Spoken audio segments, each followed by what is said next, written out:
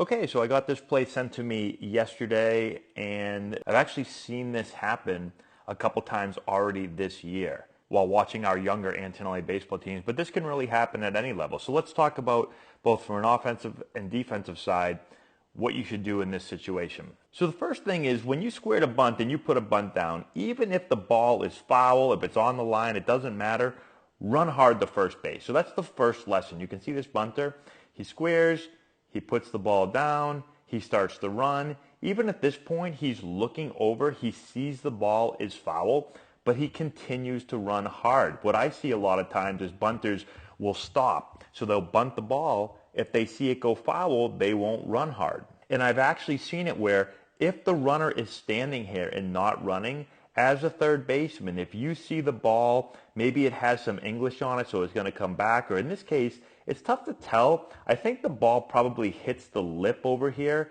and then bounces back.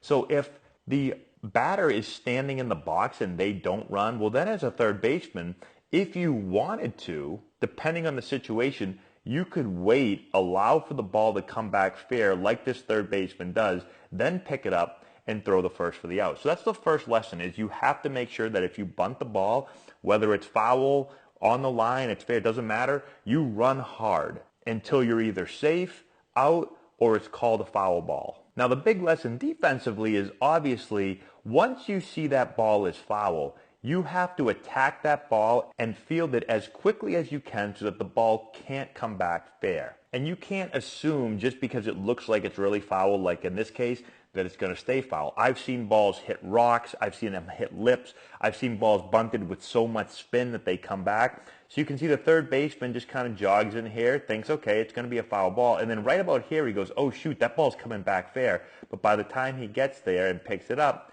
it's already come back fair. So you've got to bust it as hard as you can. You see that ball's down, you've got to sprint to it as fast as you can and grab the ball before it ever has a chance to come back into fair territory. Now the other thing you have to keep in mind, and this is what I saw happen actually this past weekend, was the opposite. So the ball was fair, but it had a lot of spin on it. So the ball was spinning and it was starting to work its way here. I was coaching third base, so I had a really good view of it. The third baseman came running in for it, but instead of reading the spin and realizing the ball was going to go foul, he picked the ball up right before it did, and he didn't have a play at first base, so it kind of surprised him. He was playing deep. He wasn't able to get in there on time, and if he had just let the ball roll a little bit more and picked it up foul, it's a foul ball. So as a third baseman, you have to understand, do I have a play at this runner? Is this an easy play? If it's an easy play, pick it up and throw it to first. If you're not going to have them and you see that there's any chance that the ball could go foul, just leave it and see if it goes foul. If it happens to stop fair, well, we didn't have him anyway, so we give him the hit. So I think those are really the key things to take away from this. Also, the last thing I'll say is it's really important both for the home team and the away team. The home team should really know, but the away team can check before games, is what do balls play like down the line? Because certain fields, the balls are going to move this way. Certain fields are going to move that way. What do the lips look like, right? If you have like really high lips, balls could kick off the lip and come back. And so what you can do is you can just stand at home plate and just roll a couple balls down each line before the game and just see what they do. Do they go straight?